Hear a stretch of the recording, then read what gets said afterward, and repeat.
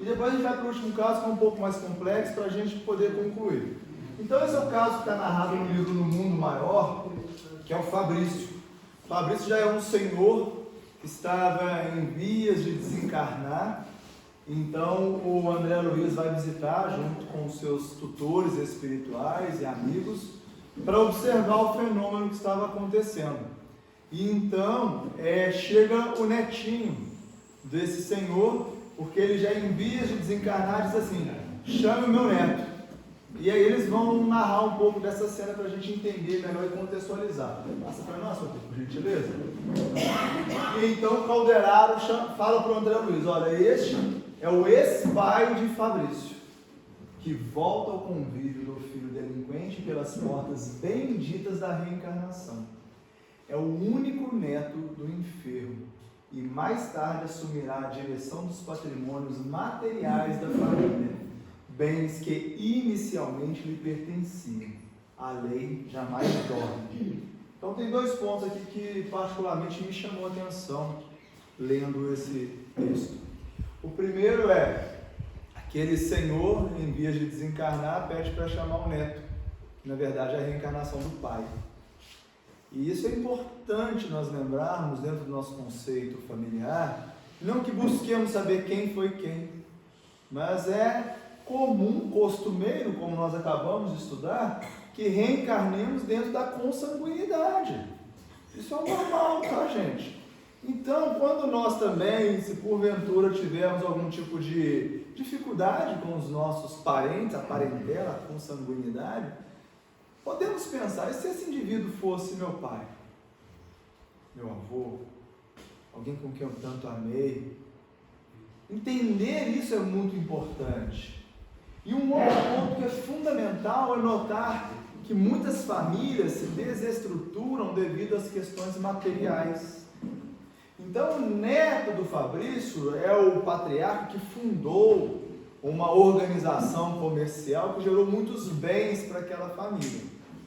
E então, quando o neto de hoje, pai de ontem, desencarna, ficam Fabrício e mais dois irmãos. O Fabrício, que é quem está desencarnando agora, ele assume o controle da posse material da família e relega dois irmãos ao abandono, internando um em um nosocômio como louco e o outro abandonando a rua. E aí a gente vai perceber que a questão financeira, até essa, cabe a Deus distribuir, porque Deus nos coloca como depositários, não é propriedade nossa.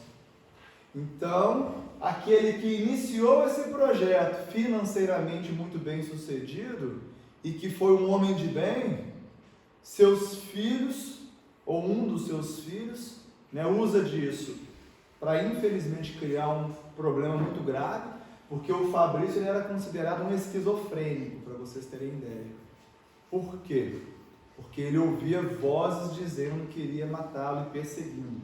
Essa mania persecutória é um clássico sintoma da esquizofrenia, esse espectro da esquizofrenia. Então os dois irmãos que morreram exatamente devido à ação positiva de Fabrício, no sentido de dar a eles um final de vida muito triste, ficaram perseguindo. Ele desenvolveu a esquizofrenia e aí ele passa a vida, o restante da vida, ouvindo esses irmãos o perseguindo. Ele, que entre aspas queria todos os bens materiais, basicamente não aproveitou de nada daquilo que ele herdou, muito entre aspas. E o verdadeiro trabalhador reencarna como neto e iria assumir ali a propriedade e continuar o trabalho. Por que isso é importante? Porque quantas vezes a gente entra em litígios familiares por causa de propriedades, bens. Tanto é que o André Luiz, no livro O Sinal Verde, ele chega a aconselhar que nós nos preparemos para a morte, inclusive deixando legalizado tudo aquilo que nós gostaríamos que fosse partilhado. Porque muitos espíritos sofrem visceralmente ao verem seus descendentes brigando por causa dos bens materiais na herança. E aí nós vamos ver isso aí no livro dos Espíritos, que muitas das vezes isso é permitido, que o Espírito observe a partilha de bens como prova para aquele pai, para aquela mãe que não ensinou os seus filhos a cooperação, e sim o egoísmo. E aí aquele pai começa a ver o efeito da educação materialista que ofertou ao filho e sofre, porque ele vê seus filhos, na maioria das vezes, se digladiando, se separando pelas questões materiais, que o Espírito sabe que nada vale na verdadeira vida. Isso é muito, ou deve ser muito doloroso. Você vê seus filhos brigando por causa de algo que você, desencarnado, sabe que não tem utilidade nenhuma na verdadeira vida. Então nós precisamos estar atentos e educar os nossos filhos para isso também, porque não são poucos os dramas familiares devido aos processos de herança. Quem é da turma de direito, ele sabe muito bem o que a gente está falando. Existem dramas gravosos por causa de herança. Então, veja como isso vai retornar àquele que realmente fez por merecer. Pepe, passa por gentileza. E aí o André Luiz fica interessado no futuro do próprio Fabrício. Ele diz assim: como é que o Fabrício vai se redimir? Ele vai regressar no futuro a essa mesma família? E aí o Calderaro responde: se o grupo consanguíneo atual houver elevado o padrão espiritual a luminosas culminâncias, será compelido a esforçar-se intensivamente pelo alcançar. Entretanto, jamais estará desamparado. Todos temos a imensa família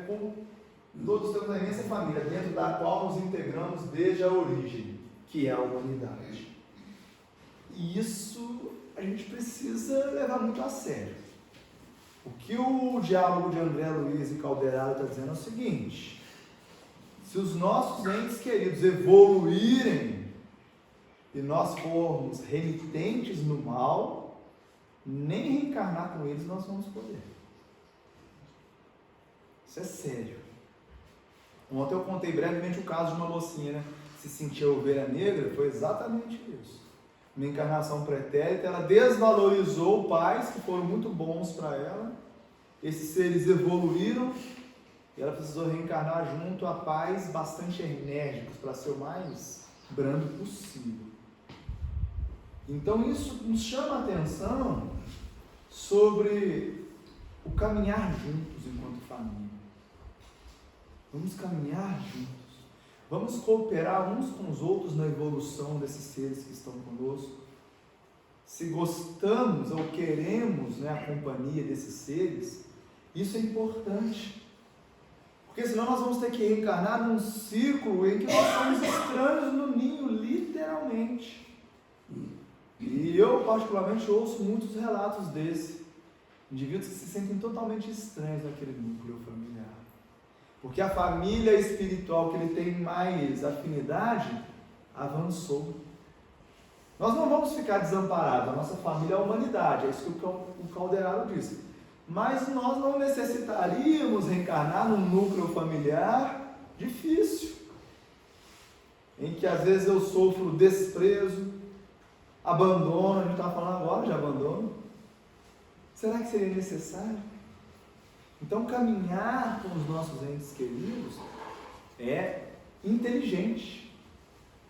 E isso deve partir sempre, e seria o ideal, embora nem sempre aconteça, dos genitores, dos mais velhos na carne, que é de encaminhar moralmente aqueles indivíduos, para que a gente possa reencarnar juntos.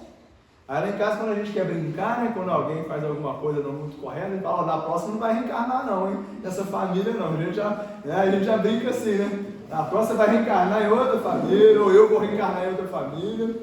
Ou seja, nós, se evoluirmos, estamos aqui para evoluir, deveríamos pensar também na colaboração dos nossos entes queridos, em que eles também evoluam. Então, quanto a gente está preocupado só com a nossa evolução, e o quanto a gente está contribuindo com a evolução do outro. Por isso que no ano que vem a Aline vai fazer palestra. Porque só eu, né? Então egoísmo, né? Egoísmo.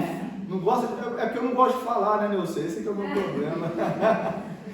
Mas eu estou dando um exemplo aqui, mas é isso, trazer a família para o trabalho no bem. Levar a família a reflexões de ordem moral. Levar a família a boas situações. Ter essa convivência sadia. Fazer de coisas que são espiritualmente boas um momento de alegria, de felicidade. Para que não seja aquele momento de constrição, né? De ir obrigado. E aí daqui a pouco aquela criança, aquele jovem, se ele já tem uma tendência meio que arredia a religiosidade, assim que ele pode escolher, ele tende a não querer mais. Então olha como é um desafio grande para nós, e como é ao mesmo tempo uma oportunidade enorme de na família, onde a gente pode mais influenciar esses seres, influenciar positivamente. Pepe, você passa para a gente, esse caso é um caso mais simples, agora nós vamos para o caso mais complexo e último, para a gente fechar, que é da nossa irmã Anacleta, lá em Missionários da Luz. Olha lá, o discurso é mais ou menos parecido, né, o do Alexandre aqui, com o que a gente leu, mas é outro caso. Trata-se a irmã Anacleta de uma das nossas trabalhadoras mais corajosas, a outra era moralmente mais evoluída, né? Essa é mais corajosa. Aí diz o Alexandre para o André Luiz: imagine que ela voltará à esfera do globo em breves dias, em tarefa de profunda abnegação, por 4 entidades que há mais de 40 anos se debatem em regiões abismais das zonas inferiores. Então, se aquele primeiro caso era um serzinho da treva, esses são 4. Estão há 40 anos nessa psicosfera. A gente vê lá o filme Nosso Lar, né, e vê o André Luiz lá no umbral, já fica meio agoniado, né? Sai daí, meu filho, pelo amor de Deus, sai daí. Você imagina 40 anos em zonas abismais. E quem quer saber o que é isso, leia as obras de André Luiz, que ele explica mais especificamente o que é. Volto a dizer, não confunda com região umbralina. São regiões realmente muito complexas do mundo espiritual. Tão complexas que o Hermínio Corrêa de Miranda chega a narrar que o conselho editorial da FEB, quando psicografado o livro Libertação, e aí o Chico sempre levava o conselho editorial, o conselho editorial da FEB recomendou que determinadas passagens dessas regiões não fossem publicadas. Aí o André Luiz diz assim, aí o Chico consulta o André Luiz, e o André diz assim, íntimo, né, André? Aí o André Luiz vai dizer assim, olha, se até os nossos companheiros da Federação Espírita Brasileira se sentiram, de certa forma, impressionados, que dirá os nossos irmãos, né, espiritistas? Então tudo bem, não vai prejudicar a base doutrinária nem o objetivo. Então eles retiraram, né? Dizem que esse original está por aí afora, né? É uma pena que não seja publicado isso, na nossa humilde opinião. Nós teremos o direito de ter acesso a essas informações tão confiáveis que vêm através do Chico Xavier pelo Espírito André Luiz. Mas são regiões muito complexas, e é esse o ponto que nós queremos chegar. Então, se o nosso irmão lá do segundo caso seria aquele com um transtorno opositor desafiador, com a síndrome do imperador, que geraria a mãe tanta dificuldade, imagina nessa situação. E aí nós vamos voltar à causa, por que esses seres chegaram a essa situação e qual é a corresponsabilidade da Anacleta. Faça, por favor, Pepe. Dias continua. Aí a própria Anacleta responde, né, ao Alexandre. Alexandre, as mães que não completaram, olha só, hein, as mães que não completaram a obra de amor que o Pai lhes confia junto dos filhos amados, devem ser bastante fortes para recomeçarem os serviços imperfeitos. Esse é o meu caso. Não se deve mencionar sacrifício onde existe apenas obrigação. Ela não aceita a alcunha de sacrifício, de corajosa. Ela diz, não, isso é minha obrigação. E se tem uma coisa que me tocou muito ao ler o Livro dos Espíritos pela primeira vez, é quando eles dizem o seguinte: quando o espírito volve ao mundo espiritual, a sua consciência sabe o que é certo e o que é errado. Não dá mais para fingir. É diferente do que a gente faz com a gente mesmo na Terra. Essa auto-hipnose, esse sofisma, essa minimização do que é certo e do que é errado, relativização no mundo espiritual, não. Isso emerge da nossa consciência, que é onde a lei divina está escrita. E é por isso que ela diz, isso é minha obrigação. Eu não tenho que achar bom ou ruim, nem querer ou não querer. Eu irei, porque eu sei que é esse o meu caminho que eu trilhei. Sim, meu irmão, fica à vontade. Todos vão passar pelo umbral? Não necessariamente, né? Nós podemos ir de visita a trabalho, podemos já ter passado, mas daqui para frente nós podemos escolher. Essa é a grande vantagem.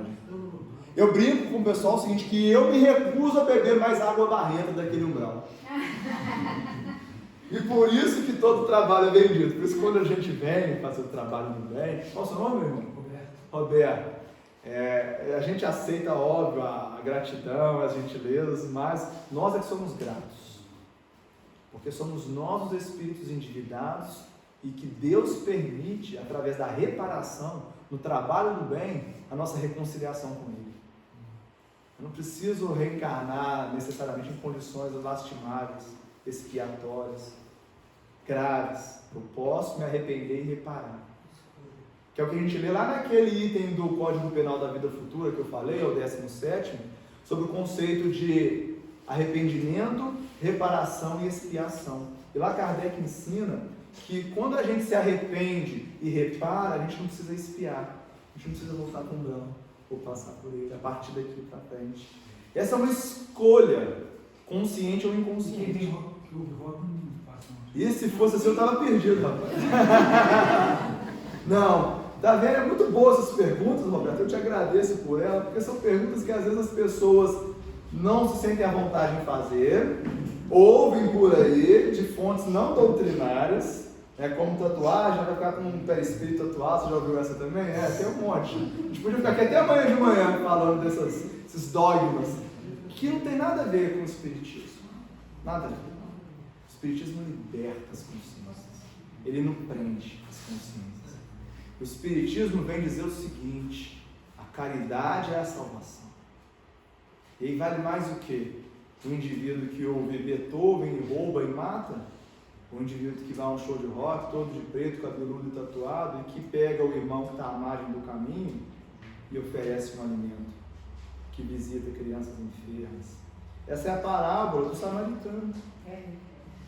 Ele mesmo tem marca, não? Só tem teor vibracional. E isso ninguém... Desculpa, perdão, quem é? Sim, Carla, à vontade, minha irmã. Existe sim uma diferença em região umbral ou regiões complexas, como você disse? Sim, a densidade perispirítica desses espíritos é muito diferente. Há uma cristalização psíquica desses espíritos, portanto, um tempo muito maior para eles perceberem a luz. No livro Libertação, André Luiz vai visitar uma região como essa, mais especificamente, e é lá que ele vê os espíritos em forma de zoantropia, os ovoides. Então nós vamos ver deformações perispiríticas nessas regiões. Muito mais complexas. E aí muitos vão reencarnar e ter os abortos espontâneos simplesmente para ter uma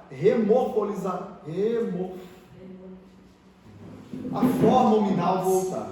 Para reformar a forma hominal. Uma forma perispirítica que era ovoidal ou zoantrópica, volta à forma hominal, e para isso, segundo o Hernando Guimarães de Andrade, ele chama de MOB, né, o modelo organizador biológico, que é o perispírito, muitos reencarnam e têm os abortos espontâneos. Então são espíritos que muitas vezes vão ter alguns abortos até recuperar a forma hominal. Porque a morfologia desse espírito, por estar em regiões tão graves, com a cristalização no pensamento, na culpa e no ódio, no desejo de vingança, o que é muito comum nos espíritos ligados à guerra que a gente atende, por exemplo, a Segunda Guerra Mundial, isso é muito comum. Esses espíritos então vão ter essas oportunidades, mas que são mais longas e difíceis. E esse é um dos casos, a gente vai ver como esses espíritos tendem a reencarnar. Então é bem mais complexo, mas são indivíduos que não é porque, vamos dizer assim, cometeu um equívoco que vai parar lá. São indivíduos que estão há séculos se comprazendo do mal e do sofrimento alheio. Nós estamos falando de indivíduos que têm acometimentos graves para com a lei divina. Isso também confere nessa atualidade que nós estamos vendo, essa guerra, por exemplo, Não tem a menor dúvida que há influência de regiões desse psiquismo. Não tem a menor dúvida. E Kardec trabalha isso no Livro dos Espíritos, a influência dos espíritos na guerra, inclusive. E nós espíritas deveríamos conhecer muito bem isso para entender a importância de todos os dias nós orarmos por aquela região, de todos os dias nós vibrarmos por aquela região e por aqueles indivíduos que estão hoje tendo controle sobre as decisões bélicas daquela região, de todas as regiões do mundo em que ainda existe belicosidade. Foi feito um estudo no Oriente Médio que recebeu o nome de efeito Maharishi. Esse efeito Maharishi mensurou o poder da prece, da oração, da meditação. Cada um vai dar um nome, isso é o menos importante. E lá chegou-se à conclusão que quando 1% de uma determinada população se reúne para orar, diminui-se os níveis de bombardeios, de internação em hospitais e de mortes por conflitos bélicos. Isso é um estudo científico, chama efeito Maharishi. Depois, quem quiser, é só googar, né, bebê? Googar, que chama, é só googar, coloca lá no Google que vocês vão achar. Então, vê a importância disso? O Aniceto, né, lá no Livro dos Mensageiros, mostra para André Luiz, quando eles estão descendo de nosso lar, a psicosfera da Terra, aquela fumaça negra, que é o pensamento da humanidade. E ele vai dizer para o André Luiz e para nós o seguinte: se não fosse o sol bendito, seria inviável a vida na Terra, dada a psicosfera tão densa, que são esses desejos belicosos, odientos, que é o caso desses irmãos que estão nessa região. E não tem uma explicação lógica alguma Sobre exatamente, por exemplo, eu quero conquistar aquele território. Isso aí é o egoísmo. É totalmente lógico. Exato. Em relação às pessoas. É uma visão materialista, não é? Que Mas os nossos irmãos vão despertar como nós um dia já fomos assim, alguns de nós pelo menos. Sim, irmã. Gustavo, desculpa. Que a pior poluição, né, é a nossa mental. Sim, a gente fala tanto assim, né, da poluição sonora, né, da poluição visual, a gente reclama do jovem que picha, mas e nós estamos pichando de que a nossa psicosfera? É muito importante para ficar atento a isso, vale muito a pena. Porque as zonas abismais e o umbral não é um lugar que Deus criou para levar os pecadores. Olha só como a gente está num contexto basicamente de mudar de nome aqueles conceitos religiosos, não é isso. É uma construção psíquica dos seres que estão lá. São eles que constroem essa região e vão para lá. Não foi Deus quem criou as regiões abismais. Somos nós, quando estamos desviados das leis divinas. Sim, Anília. Os ovoides, nós estamos falando ali, perdem a forma, né? Sim, E perfeito. o próprio nome já diz, né? Ovoide. Isso, perfeito. Então, quando eles reencarnam e há o aborto, é uma evolução para eles Não também, tenha né? dúvida, é tratamento. E a misericórdia de Deus dando essa chance para eles também voltarem. Sim, e aí vem Demora, né? Demora aí, cada caso Tem um muitos caso. anos que eles já estão lá, né? Sim, ninguém chega nessa forma perispirítica assim. É a cristalização do pensamento do ódio ou da culpa. E aí, aqui, né, às vezes a gente fica pensando assim, as famílias que têm os abortos espontâneos, por exemplo, a gente pode pensar assim, pô, será que eu não mereço, mãe? Será que Deus, né, não vai me permitir isso? Será que eu estou sendo castigado? Ela vai ter a chance de dar a chance. Exatamente. É como se aquele casal fosse uma espécie de modelador para que um perispírito, de uma forma a mais rústica possível, que é a ovoide, retomasse a forma humanoide. Para que numa próxima encarnação, através daquele núcleo familiar ou de outro, ele reencarne saudável. Gente, isso é de uma grandeza. Isso traz para essa família um conceito de que eu fui colaboradora do Cristo junto à misericórdia de Deus. Muda tudo quando a gente vê a pessoa. Exato. Eu tenho alguns casos de amigas que tiveram esse processo, e aí a gente, quando conversa sobre isso, muda totalmente. Até recentemente, antes de ontem, uma amiga do nosso trabalho mediúnico, ela já estava com uma gravidez de risco. Olha como muda. O médico já queria tirar, promover o aborto. Ela diz, eu vou levar até o final porque eu sei da importância do perispírito, ainda que não sobreviva. Olha como isso é amor. Porque a mãe egóica vai dizer assim, não, tira, porque eu não quero ver ele nascer e morrer. eu não quero passar por isso. E a gente entende, mas a mãe espírita, a mãe cristã, deve esquecer-se um pouco de si. E aí ela manda mensagem ontem, né, na sexta, que é o nosso estudo, e aí dizendo, olha, o Murilo retornou para a casa do pai, nasceu, desencarnou, cumpriu o papel dele, e ela em paz com a consciência. Claro, triste, é natural isso. O que não é natural, a gente acha tudo isso assim, tá tudo bem. Não, a gente entristece, mas entende. O prisma espírita é muito importante, porque muda. Por isso estudos são tão importantes, porque muda a nossa forma de ver as circunstâncias da nossa vida. A gente não estuda o espiritismo para a casa espírita, a gente estuda o espiritismo para a vida, exatamente para evitar circunstâncias complexas como essas. Se o espiritismo não servir para a nossa vida, ele não serve para nada. Porque se ele for só para a gente ficar aqui numa baila teológica, disputando quem sabe mais, a gente está esquecido do fator principal da doutrina espírita. Tá, Henrique? Gustavo, eu queria ter um pouco o quadro, e quando o espírito, o filho no caso dele, seu pai vem com o carro para cuidar do pai, sendo um vício da carne, algo, ou quando mesmo o pai dá um tipo de problema que vem a responsabilidade toda para o filho, como parecer melhor de lidar com essa situação? Aceitando ela, por mais difícil que pareça. Entender que não é porque somos filhos que somos mais jovens ou menos experientes na jornada evolutiva, e entender que os nossos pais não são donos da verdade, não sabem tudo porque reencarnaram antes de nós, e que eles não precisam de ajuda ou de apoio, porque os nossos pais precisam muito de ajuda e de apoio, embora eles muito nos apoiem, e inclusive da lei divina que em um determinado momento o filho passa a ser aquele que cuida dos pais, ou deveria ser, porque isso também nós filhos que estamos na condição de filhos agora precisamos ficar muito atentos.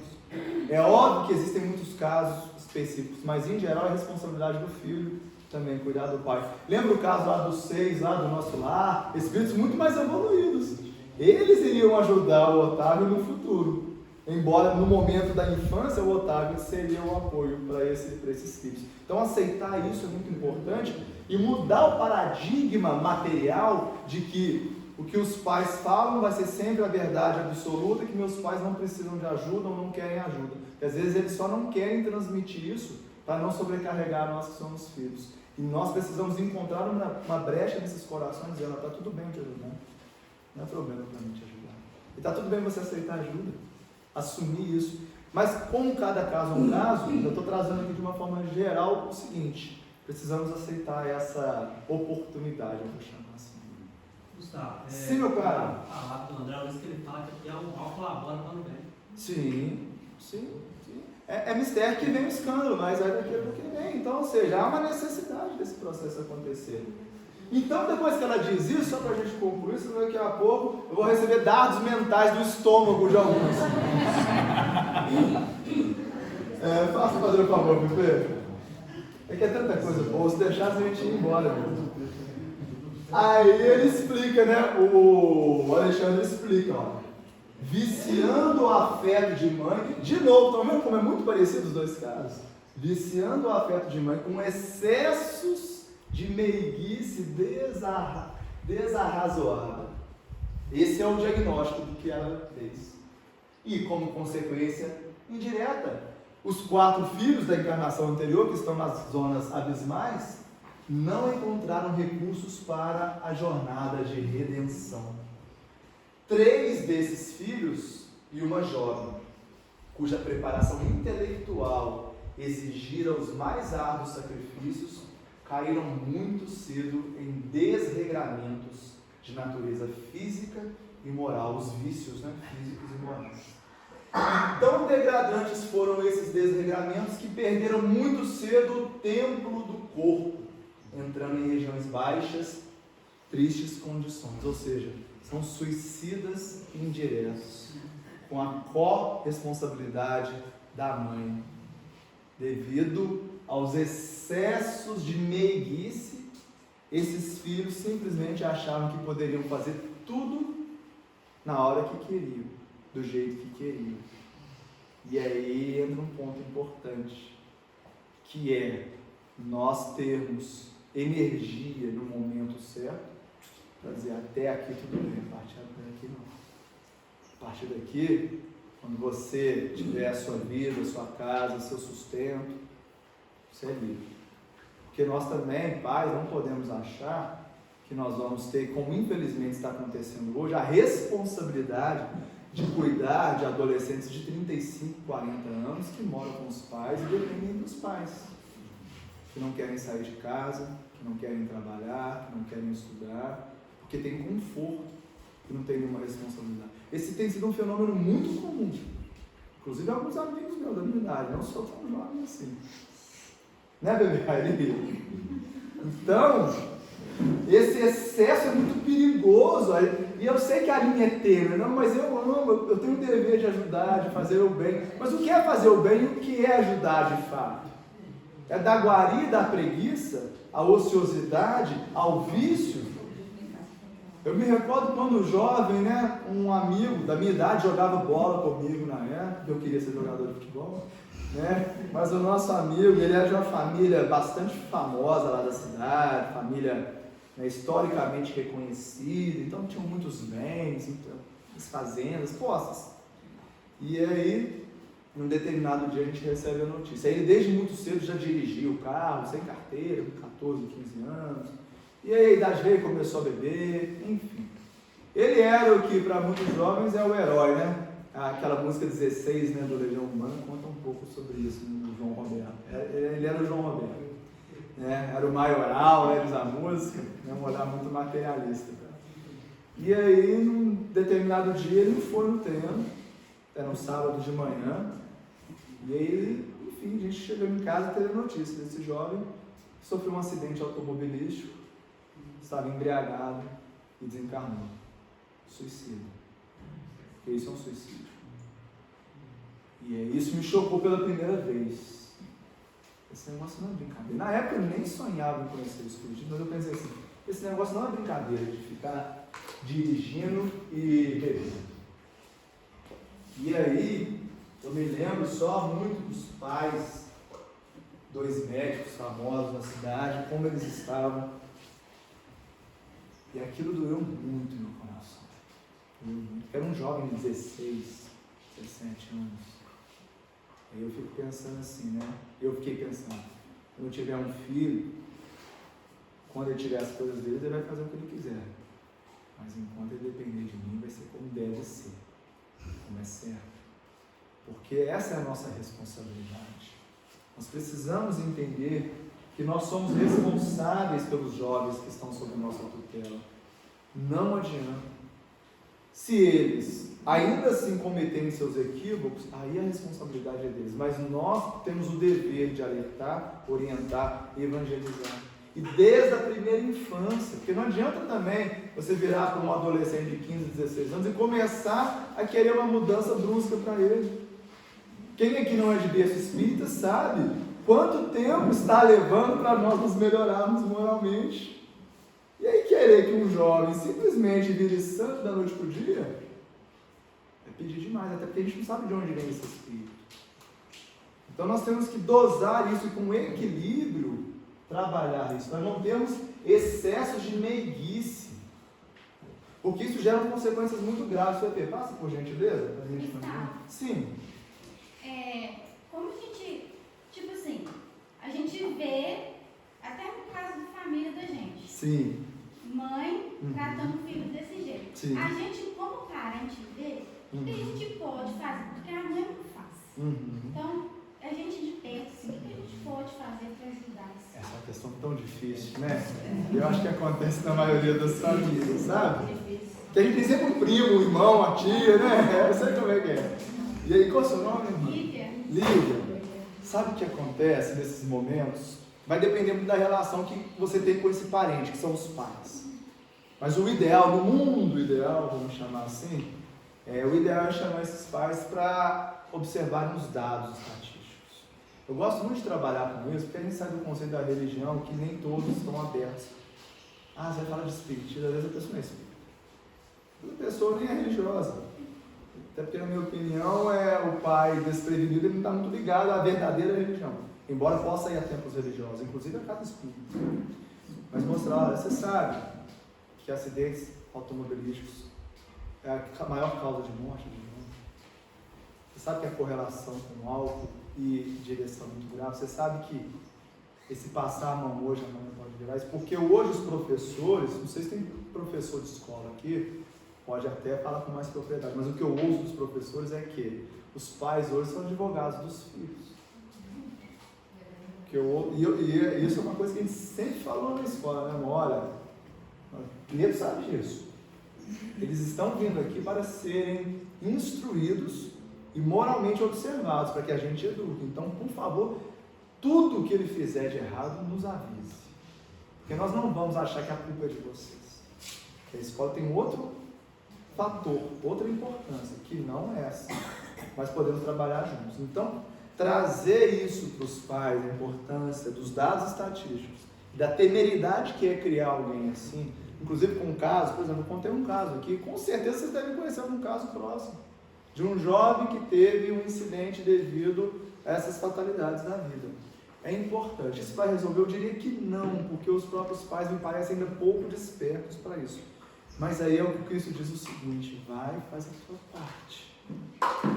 Quanto à criança, eu acho que algumas intervenções devem ser feitas a depender do nível de relação, respeitando o papel primordial de educação dos pais, mas nada impede de levar essa criança para diálogos e circunstâncias em que ela observe uma conduta moral mais adequada, principalmente quando ela começa a crescer um pouco mais. Né? Vou dar um exemplo clássico, né? PP lá tem uns amiguinhos dele. E aí, se eu chegar para os amiguinhos do PP e começar a dar um discurso espírita, eles vão falar assim: nossa, pelo amor de Deus, o que esse velho está falando aqui? Né? Porque é assim que as crianças e os jovens pensam. E se a gente não entender isso, a gente não vai se comunicar com eles, ok? Qual o grande problema nosso em nos comunicarmos com as crianças e jovens? Querer que eles pensem com a nossa mentalidade, ao invés de nós irmos ao status psíquico deles. Agora, quando a gente chama eles lá para ir num show, né, num show de rock, aí ó, tá vendo? Vamos lá no show de rock. Aí a gente começa a trabalhar com eles, olha a importância do planejamento, organização, disciplina. PP teve comigo, tem 2 semanas, depois de 12 anos sem tocar, eu voltei a tocar, eu até toco, imagina para onde que eu vou, hein? Aí fiz questão, levei o PP e o Aleph, meus 2 filhos, eles ficaram com a gente lá no camarim, como se diz, no backstage, né, onde ficam os roqueiros, né, PP? Camarim de 3 cadeiras, no meio. Aí, PP, pode dar esse exemplo. PP, quantas pessoas da banda você viu tomando álcool? 1000. Nada. Então você muda a ideia do que é curtir a vida, do que é ser feliz, com exemplos. Eu acho que é esse o único papel que você, como sei lá, tia, prima, irmã, avó, sei lá o que, pode ter. Porque isso ensina. Ao invés de eu sentar o PP na cadeirinha e ficar, ó, não pode beber, tá? E vocês sabem. Você pode ser feliz sem esse tipo de bengala. Sim, Maria. Maria também tem experiência na área, né, Maria? Não ela diretamente, mas como mãe de roqueiro, né, Maria? De roqueiro e usuário de droga. Olha aí, ó. Ele me deu muito, é o que eu nasci. Eu vou ter contato para pedir exemplo também À vontade. para as outras mães, porque isso é uma coisa que eu vivi literalmente na pele. Então, com 11 anos, mais ou menos, já começou a usar droga, a juntar túmulo, pichava túmulo, sabe? Pichava aqueles túmulos maravilhosos da cidade, subia nos prédios da cidade, pichava. Teve um dia que a polícia prendeu a turma toda. Eles eram uns 14, mais ou menos. Prendeu a turma toda. E aí me ligaram, né? O seu filho está aqui na delegacia. Aí eu fui, sabe? Aí desceu aquele monte de adolescente do camburão. Todos estavam algemados, mas o meu filho não estava. Aí eu perguntei para ele, por que seus colegas, né? Todo mundo está algemado e você não está? Ah, porque quando chegou minha vez, acabou as algemas.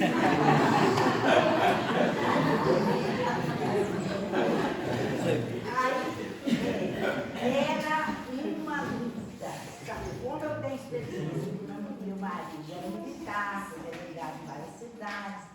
Aí eu pedi para os detetives, falei assim, pega ele e e leva lá onde ficam os presos, sabe?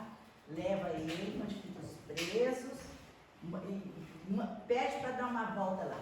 Aí ele deu uma volta com eles lá. Aí os presos falavam para ele assim, vem para cá, vem, falavam para ele assim, vem fazer um estágio aqui com a gente, eles fazem mesmo essas brincadeiras. Ele voltou de lá, horrorizado. E me deu muito trabalho mesmo. E outra, eu era a única mãe, porque eu não levava meu marido, porque ele era muito doente, era bipolar, e era mais velho. Então eu poupava e ia à frente. Tudo, eu saía nas madrugadas, nos pontos onde ele estava com a droga, naqueles lugares onde tem os joguinhos, né? Chegava, eu estava nem aí que o vizinho escutasse, eu xingar e brigar com ele.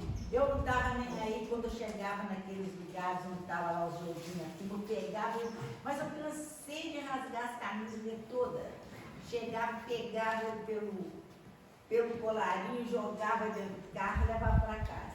Mesmo que chegasse em casa e ele saísse de novo, eu me sentia assim como se eu tivesse cumprido com o meu dever. E não me importava de quem achasse que, ele é o filho dela, usa droga. Não, os pais, aconteça o que acontecer com o filho, ele tem que chegar junto. Porque senão ele não recupera o filho de jeito nenhum. E por isso, muito ajudada pela espiritualidade, é que eu consegui recuperar meu filho, que usava droga, que pichava, e ele ficou só sendo roqueiro. Olha, tá bom, depois ele melhora esse outro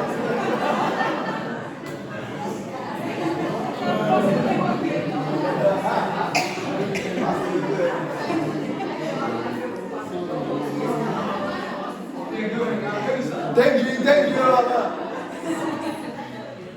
Mas não é excelente. não é? Já tá, exatamente. Pessoal, então pra gente ir caminhando para o final, aí o Alexandre diz um preâmbulo do que vai acontecer. A experiência dessa mãe, que basicamente mimou o filho, seria bem dura. Porque 2 deles vão regressar na condição de paralíticos, enquanto eu falo o contrário, e um na qualidade débil mental. E para auxiliá-la na viuvez precoce, terá tão simplesmente a filha, que por si mesma também será portadora de prementes necessidades de identificação. Imagine a condição dessa mãe.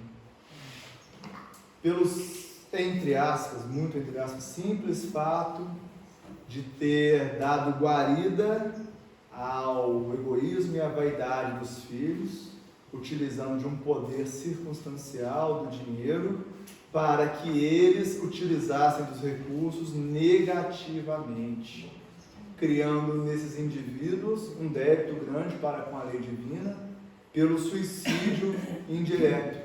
E então isso promoveu, a gente falava sobre a repercussão no perispírito de determinadas ações, e aí o que os espíritos vão dizer, que o que é material não vai ter nenhum tipo de influência a nível perispiritual, se psicologicamente aquele espírito estiver bem. Então tem casos de espíritos que são degolados, e o Hermínio Correia de Miranda narra, né, em Diálogo com as Sombras, isso, chega com a cabeça segurando aqui. Mas não é porque cortou a cabeça do corpo físico que a cabeça perispiritual vai ser arrancada. Não se trata disso. Agora, aquilo que é de ordem moral, isso vai impactar perispiritualmente. E esses irmãos, 40 anos depois, vão ter que reencarnar em corpos com essa condição. E aí tem um texto que eu gosto muito do Calderaro, lá no Mundo Maior, que ele diz assim: 90% dos casos de loucura guardam correlação com os desvios para com a lei divina em vidas pretéritas. Então, tantos transtornos, né? A gente tem falado tanto disso aqui hoje, tantas doenças mentais atualmente, são muitas, né? É verdade. Demonstra a possibilidade terapêutica desses indivíduos, porque esses indivíduos não estão vindo para sofrer, estão vindo para se curar, que é o caso do aborto. do ovoide. Isso aqui, esses corpos com debilidades físicas e psíquicas, não são infernos em que o indivíduo vai pagar seus erros, mas são câmaras de terapia para o perispírito, para que ele, ao desencarnar, esteja melhor. A última vez que eu vim aqui, eu trouxe o caso do Elísio, muitos vão lembrar o conceito lá de Barbacena, né, do Holocausto brasileiro, que em suma é exatamente isso, demonstra exatamente isso, que corpos assim levam à cura do espírito. A gente precisa ter essa observação, e que essa mãe vai cumprir a sua obrigação, ou melhor, deveria. Se cumpriu ou não, né, o André Luiz não entra no aspecto, nós não sabemos. O que nós podemos observar é que é muito grave o que está acontecendo hoje em dia, que é quando crianças se sentem as proprietárias da casa, se sentem hierarquicamente acima dos pais e simplesmente mandam e são obedecidas. Isso é muito grave para o futuro espiritual dessas crianças que são espíritos e dos pais, que nós precisamos ter muito cuidado com isso. Não estou aqui dizendo para sermos ditadores, estabelecer uma relação autocrata, isso não existe também, mas a do diálogo, a do bom senso, a do discernimento. Meu filho, você quer ir para esse lugar, mas você acha que esse lugar é um lugar legal mesmo? Você quer fazer isso, mas você acha que isso vai ser legal? Você quer ouvir esse tipo de música, mas vem cá, você sabe que tipo de espírito vai se aproximar quando você estiver ouvindo esse tipo de música? Porque o rock não está falando de ódio necessariamente, né? Às vezes eu brinco com pessoas que às vezes tem músicas clássicas que tem um contexto muito mais fúnebre do que músicas aparentemente, né, materiais, vamos dizer assim. Porque Kardec, o professor Kardec, ensina o seguinte: o importante não é a forma, é o fundo. Isso a gente tem que tomar muito cuidado. E os Espíritos têm nos alertado muito pelo seguinte: nós estamos lidando com uma geração que tem formas de se expressar diferente. Então, são Espíritos que vão usar cabelos coloridos, roupas diferentes, tatuagens, brincos. Isso não quer dizer que eles são moralmente mais rebaixados que nós, ou piores, ou menos evoluídos. A gente tem que deixar de ser preconceituoso. A gente tem que começar a enxergar a alma que está usando o corpo. A gente só vai conhecer convivendo, dialogando. E o que me preocupa, ontem eu passo a palavra para você, tá, Carla, para a gente fechar. Eu disse isso ontem, e eu tenho observado isso nos atendimentos fraternos, que os filhos não falam para seus pais dos seus maiores dramas. Os pais não fazem, em parte, a menor ideia do que está acontecendo com a vida dos seus filhos, porque aí a gente entra no outro extremo, que é essa coisa autoritária.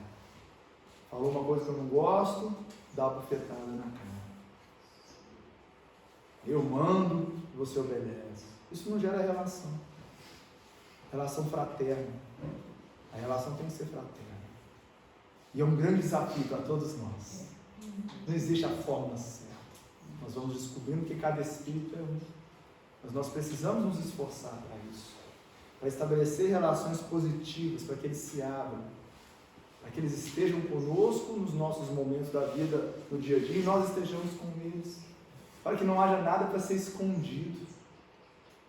Para que os dramas possam ser resolvidos em família.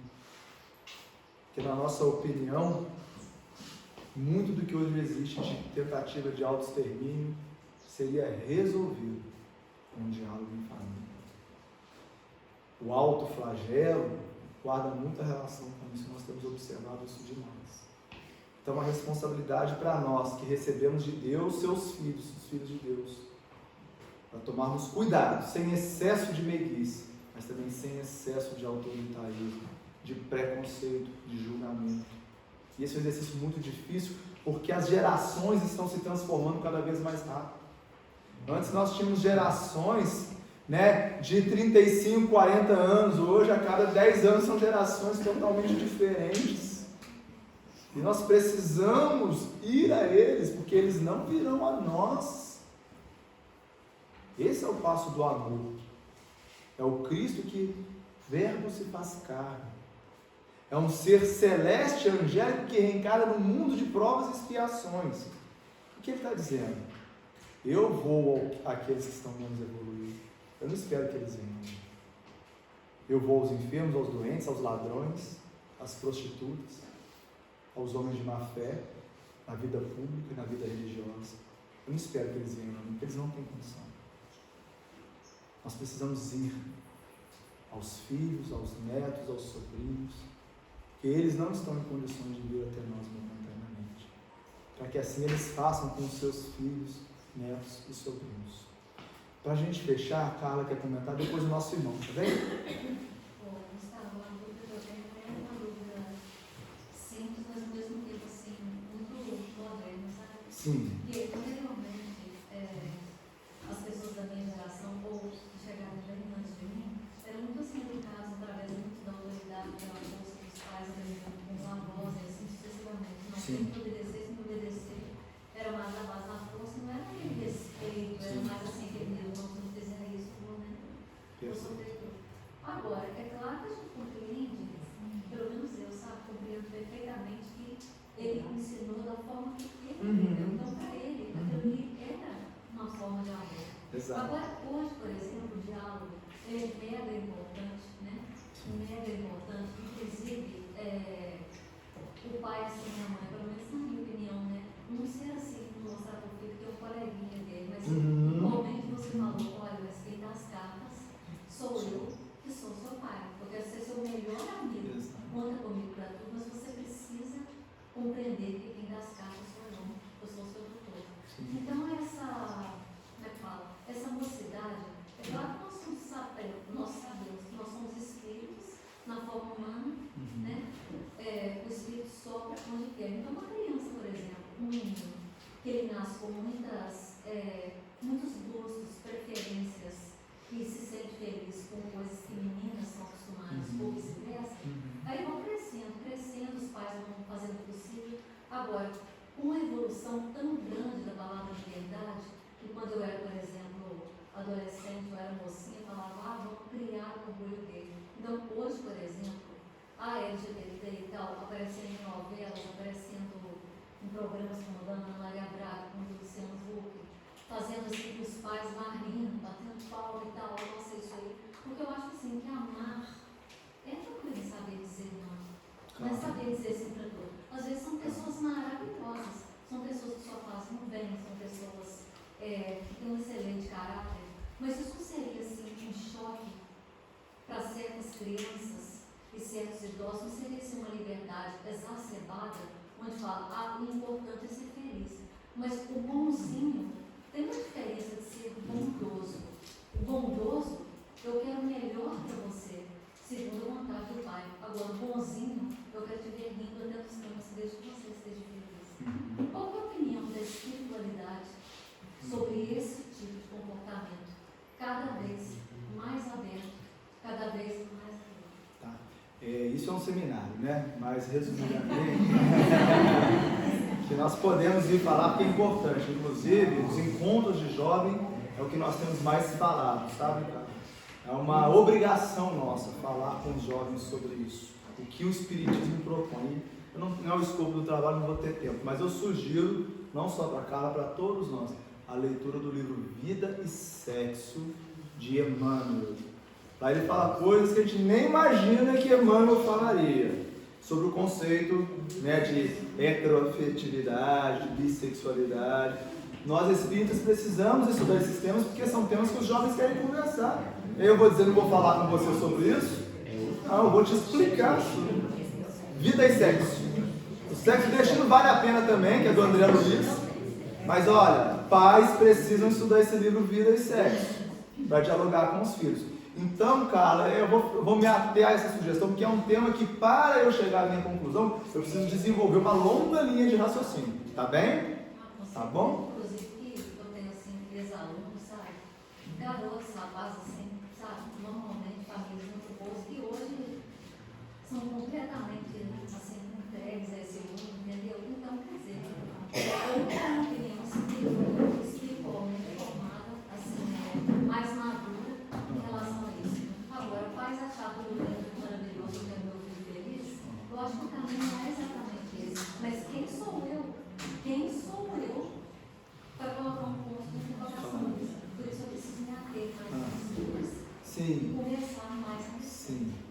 basicamente, independente da manifestação de amor, se ela está em harmonia com a lei divina, ela divina é. Correto. Em Deus. E aí nós vamos ter outros detalhes que no seminário que a gente vai ter que trabalhar. Mas, resumidamente, para eu ser bastante sintético, é isso, tá bem? Meu irmão. E como é que a gente lida com preconceito ao contrário? Você chega na praia e tira a camisa e você não tem tatuagem, todo mundo tem. Ah, boa, ótima essa. Porque hoje o normal virou diferente, né? Não é? Verdade. Essa pergunta é excelente. Vai no show de rock e não bebe. Aí você fala, encontrou Jesus. É exatamente isso que eu digo, encontrei Jesus. Mas essa sua pergunta é muito boa, meu irmão. Qual é o seu nome? Júnior. A sociedade, se a gente for observar a filosofia, a antropologia humana, a gente vai verificar o seguinte: a sociedade evolui como um pêndulo, em tese, antítese, até a síntese. O que isso quer dizer? Lança-se um padrão. O que a sociedade tende a fazer? Ir para o outro extremo. Mas nós temos que achar a síntese, que é o caminho do meio, o equilíbrio. E esse é o papel do cristão ou do homem de bem. É ponderar, nem tanto ao céu, nem tanto à terra, nem 8, nem 80. E é enxergar o que é o fundo do ser, independente do que ele apresenta. Esse é um ponto. E isso eu acho que essa geração mais jovem, eu falo pelo PP e o Aleph, eu convivo um pouco com eles, isso eles têm, gente. Eles não se julgam pela forma que apresentam. Sabe, isso é tão bonito nessa geração. E a gente precisa aprender isso. Para eles está tudo bonito, sabe? Está tudo bem, cada um do seu jeito. Eles não entram nesse mérito, nem escolhem amigos pelo que eles aparentam de forma exterior. Eu acho isso assim uma oportunidade de nós aprendermos com essa geração que sim, tem suas dívidas pretéritas como a nossa, mas como a nossa também tem o que ensinar. E aí é isso, nem 8 nem 80, nem tese, nem antítese, mas síntese, encontrar no meio. Porque a polarização nos dizeres de Jesus, a casa dividida, nós precisamos achar os consensos possíveis. Até onde eu tenho condições de compreender determinada coisa e aceitar e respeitar. E até onde o outro tem. Eu não preciso de estar distante dele ou de não conviver. Eu posso conviver tranquilamente, respeitando e sendo respeitado. Porque essa é a síntese do amor, é o respeito. O ponto de equilíbrio. Exato. E a família é uma ótima oportunidade de escola para isso. Porque na família reencarnam seres diferentes. E aí nós vamos começar a observar com o outro aquele ser que eu amo, às vezes aquele ser que eu peguei no colo, e ali vem um amor que me faz superar meus preconceitos. Inclusive, a gente pelo menos eu ouvi, olha meu filho, eu não concordo, meu coração é triste, mas eu aceito que eu não tenho. Sim. E no fundo, se nós formos parar para pensar, né, gente, a evolução, ela vai se dar com abnegação. Ela vai se dar com ações que naquele momento a gente se julga sem desejo, muitas vezes, mas a gente entende que é uma causa maior. Vocês querem ver os cristãos que foram para o Cristo romano? Será que você perguntar simplesmente, e aí, está tudo bem? Vai lá para ser devorado pelas feras? Não, não está tudo bem, mas eu vou. Eu vou porque eu não vou negar Jesus. Porque eu não posso mais, para a minha consciência, dizer não sou cristão. E eu acho que a família, a nossa sociedade, é um pouco desse círculo romano. Nós não podemos negar Jesus, que é o amor materializado nas relações familiares. Gente, nós extrapolamos um pouquinho, mas nós vamos ter que encerrar. Há muito o que dizer. Eu só gostaria de dizer uma coisa. A gente trouxe aqui casos negativos, de efeitos ruins, mas existem muitos casos positivos. Não vamos entender que a família se destina à matroca, né, à derrocada. A gente não quer trazer esse tom. Nós só estamos trazendo aquilo que precisa ser corrigido. Mas existem muitos casos que mães e pais desencarnam e são recebidos no mundo espiritual com festa, porque eles educaram aqueles filhos de Deus sob a sua responsabilidade. Inclusive, nesse mesmo livro, nós vamos ter esse tipo de situação. Então, não é para trazer um peso para a vida familiar, para trazer a responsabilidade equilibrada, devida, para que nós possamos desencarnar em paz, cientes de que fizemos o melhor possível para a educação como homem de bem, mulher de bem, daqueles filhos que são de Deus e não nossos. E podemos ter a grata felicidade de, do mundo espiritual, acompanhar esses espíritos que estiveram na condição de nossos filhos, fazendo bem, promovendo bem. Porque eu imagino que não há gratificação maior do que você desencarnar e ver a sequência daquilo que você iniciou na educação daquele ser, no trabalho do bem. E isso é a nossa responsabilidade perante a família. E eu agradeço à família, né, esse pedaço de família daqui dessa região que nos acolhe sempre de uma maneira fraternal, pela oportunidade de servir, de reparar um pouco mais e de algo colaborar, né, rogando a Jesus que nós tenhamos um restante aí de encontro, de domingo abençoado, mas que acima de tudo, que aquilo que os Espíritos trouxeram a nós sirva para a vivência, no dia a dia, na convivência com os nossos familiares, e que não seja só mais um domingo muito gostoso no sossego, mas que sejam sementes que vão frutificar nas relações familiares, principalmente naquelas mais difíceis, porque eu acredito que é por isso que nós estamos aqui.